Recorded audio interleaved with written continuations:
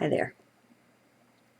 I invite you into heart, and we'll see where this goes. It's been a really interesting time of some things coming together. And instead of just going on and on and on and slogging through and having it feel so difficult as it did there for a while. Again, though, when I looked at the chart and realized that it was Pluto, transiting Pluto, was only minutes off of my natal sun, I realized, well, duh. And there's a lot of other things too. That's not the only one, but that one's pretty big, to have a tendency to keep me going deep. And the sun is identity. It's who you are. It's not the mask that you wear, which is your ascendant, your appearance, but it's more of your identity in the lifetime. So Pluto's sitting on the identity. Yeah, that's about what's been going on. Square Uranus just for fun. And opposed moon just for fun. Anyway, okay, so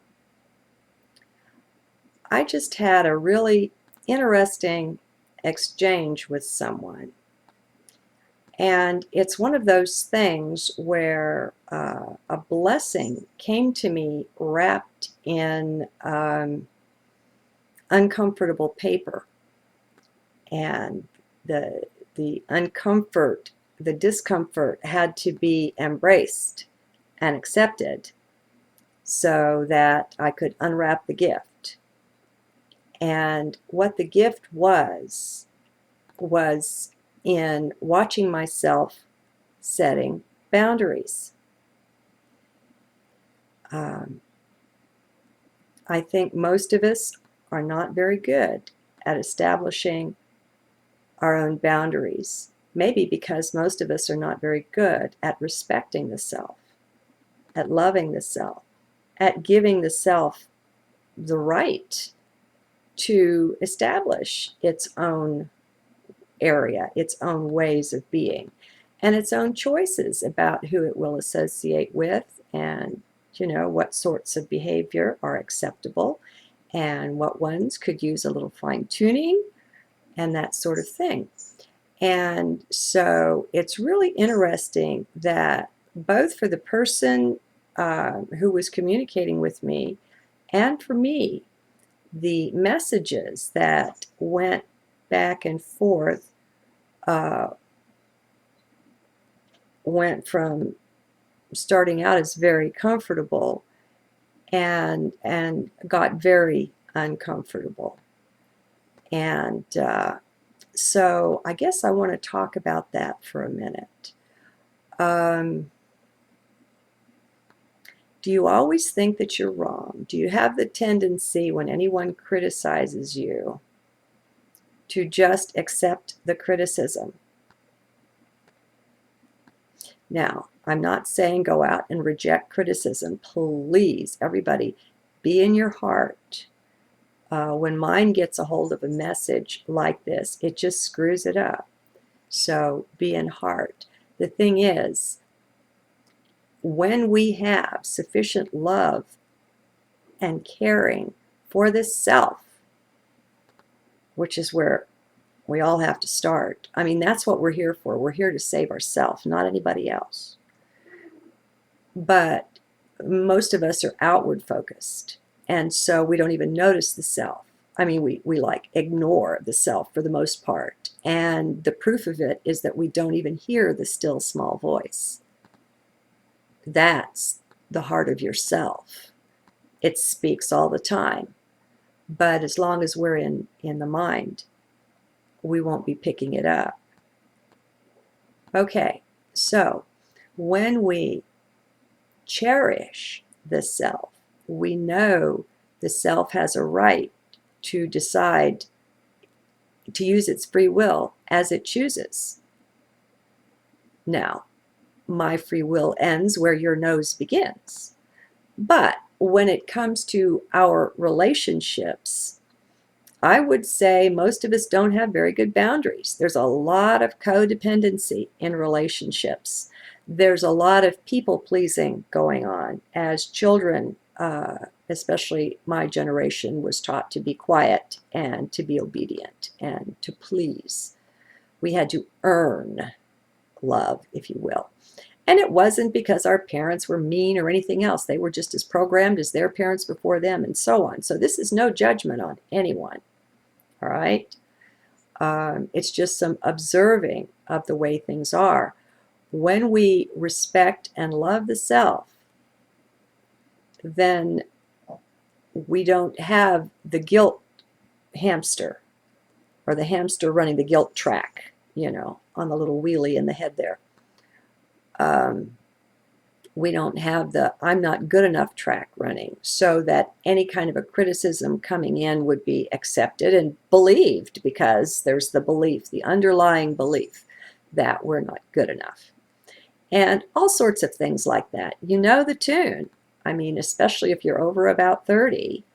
And even the younger ones today, I think, are some of the most mature souls.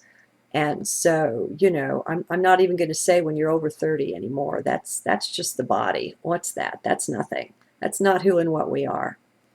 So if we start with self-respect,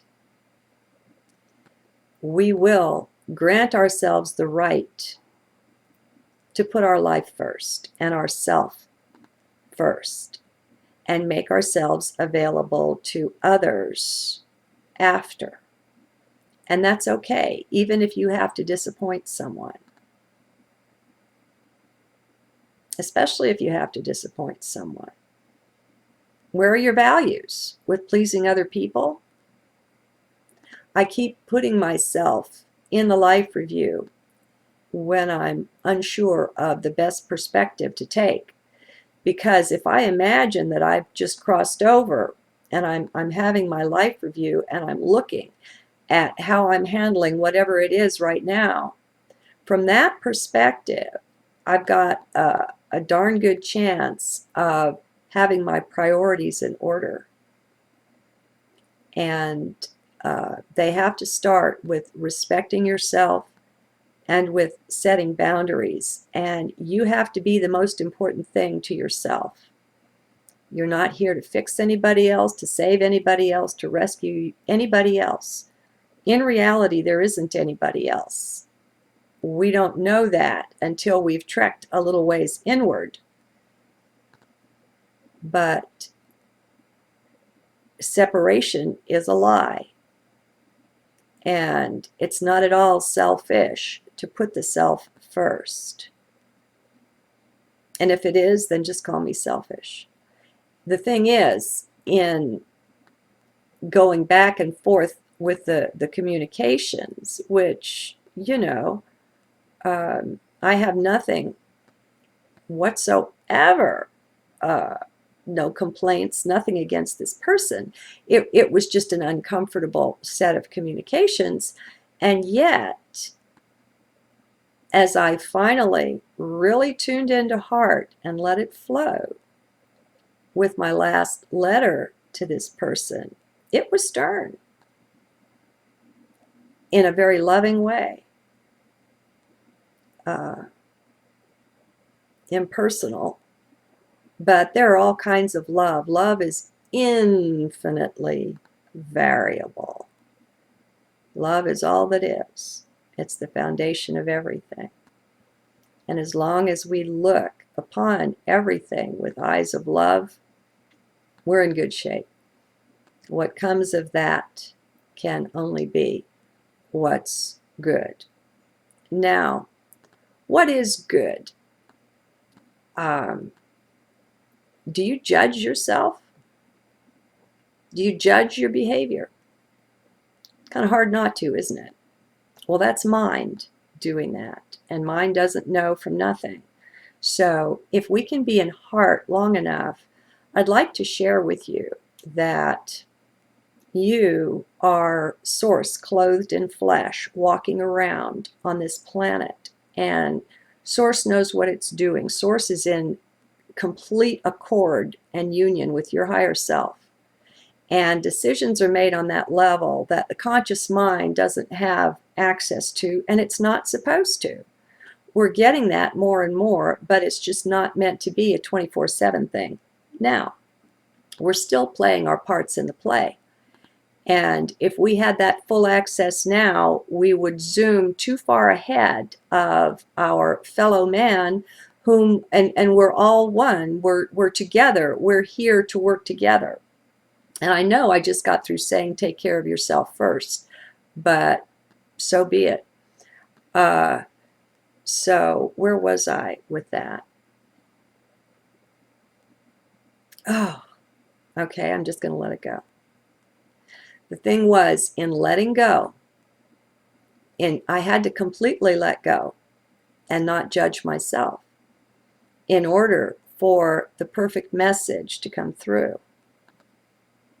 There was another time that I shared about in an earlier journal. I'm not a person who loses my temper. I've done it about twice in my life, and I'm going to be 60, all right? So you don't find me angry overtly very much. And I had a young couple over that I was friends with. Well, I was her friend, and her husband was here. And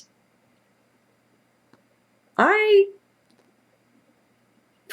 looked like I lost my temper with them. Now, I didn't. The me that was inside, that was watching this, was very calm and was very amazed to watch what was being said and, you know, how intense it was. I wasn't yelling or anything, but my voice was raised, and it was very stern. And I was quite uncomfortable with that afterwards, even. In hindsight, she got back to me later and told me how that was the most wonderful thing, and that it was really, it really helped her. It really helped the highest and best in their relationship to come to the fore. Now, I was so totally out of character for who and what this play piece here thinks I am, or thought I was at the time. And what I'm saying now is, what I've learned is to, once you've found your way into heart, and you're humble in there, believe it or not, even though you're in direct connection with divinity and heart, with your own divinity, as well as with God or Source, there's also a very special humility that's present there. It's almost like humility / emptiness, and awareness of being empty. Hard to explain. But once you find your way into heart, you can totally trust what comes through you. Now, you won't necessarily get the phone call that I got later from my girlfriend, which I was really grateful for. You won't necessarily know who you're benefiting, or why, or how, but you can trust when you're being danced to break the rules.